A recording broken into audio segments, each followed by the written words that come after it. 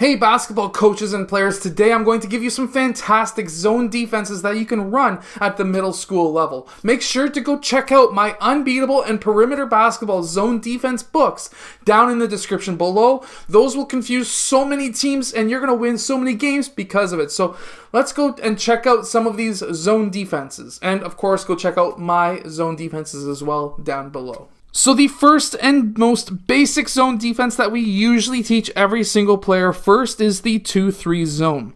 Now in a 2-3 zone, you're going to have two players up top guarding the perimeter. The players in the middle, generally speaking, will be double teamed. Players 4 and 3 are out on the wings, and between players 1 and 3 is a double team, and between players 2 and 4 is a double team. Player 5 is the player in the middle. Some teams will allow him to guard the high post. Personally, I do not. It does not help us with our main goal of stopping players scoring close to the basket. So, how I like to explain to teams is if we did have a ball go to the high post, what I would explain is to have player 5 come slightly up so that now he's not contesting a shot but close enough to contest a shot. Player 3 would then move down to guard that post, and player 4 would play in between the low post and the corner. If you don't know the spots on the court, this is the low post, this is the high post, this is the corner, wing, and point. From there, we would have player 2 who would be moving down to guard that spot, and player 1 would be moving down to guard the high post, guard the free throw line, but still be in line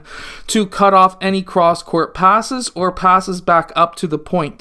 If the ball goes down into the low post, I would want player 5 to be guarding that player 4 blue in this case.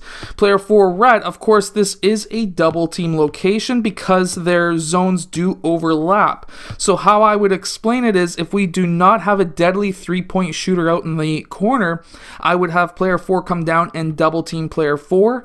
If we do have a deadly shooter out here, do not and play the passing lane. In this case, we would also have player 1 move down over towards the corner of the free throw line. That way we can cut off any passes going out towards the wing.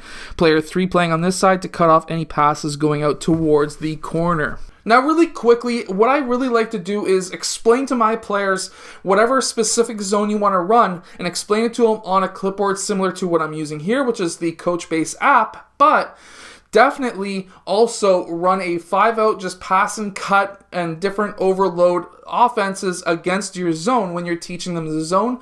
And what I would do is, it's called the shell drill, but it's for zones. So if you already know what a shell drill is, then you're all set. You basically just run that, have a couple of players cutting through just so that the zone can move around and get used to their areas, and then run it faster and faster until they get to the point where you can run an offense to try and score against it. Now, the next zone I'm going to talk to you about is one that will throw other teams for a loop. Now, this is a 2-1-2 zone. However, how I like to run the 2-1-2 zone is a bit differently than some other coaches. There's a few different ways of running it. So the basics are players 2 and 1, that's their zone. Players 3 and 4, that's their zone. Player 5 would generally have this zone here. And that's how I like to run it. So how I like to run it is just slightly different. So you obviously have these players, and then you'd have player 5 guarding this whole area in the middle. So basically, we would have a very tall player at the point when the ball gets rotated up to the point, and this would allow us to contest point shots.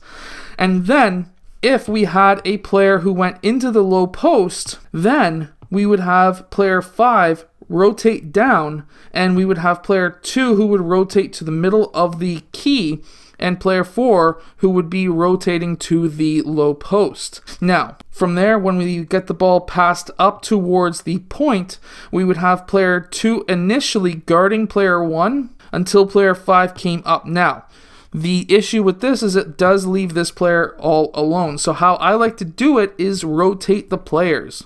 This is a little bit harder, so if you've got a younger team, this may not be for you. So here, when we rotate the ball, we had player 2 now taking the point, who is now taking the whole middle.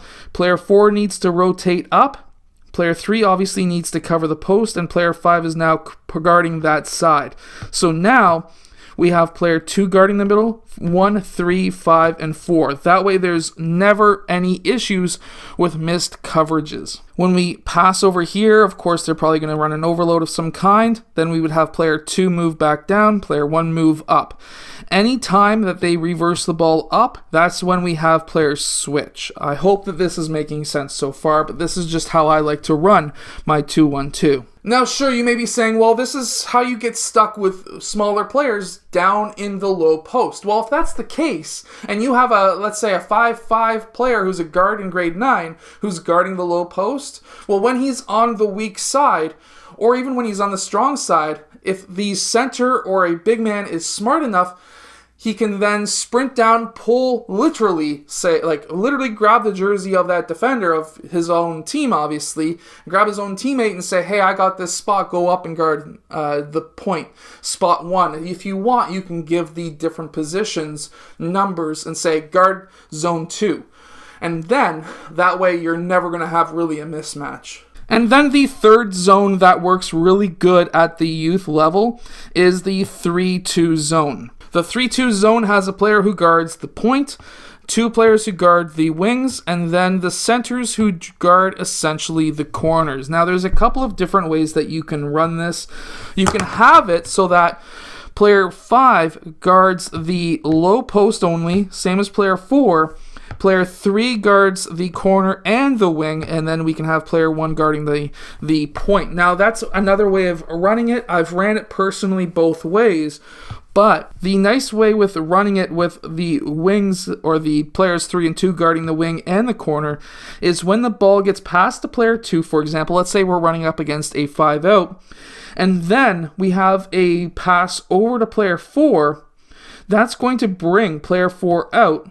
That's also going to be bringing player 3 in this case down. We would want player 1 to rotate over and player 2 guarding the weak side. Now, this would be a trap in this corner. Now, if you wanted to run a corner trap 3-2, you could. If you don't, then this would be single coverage out on the wing. Or I should say out on the corner. But anyways, there's a couple of different ways that you can run that one. This is just a basic quick overview. Definitely go check out my Unbeatable and Perimeter Basketball defense books down in the description below. The Unbeatable defense basically is a double team from the free throw line and below. Never leaves anyone open along the baseline or even in the high post. And then also the Perimeter Basketball defense, which is a double team from the free throw line and above. I hope that you've enjoyed today's video. If you have, hit that like button and subscribe, and I'll see you guys again next time.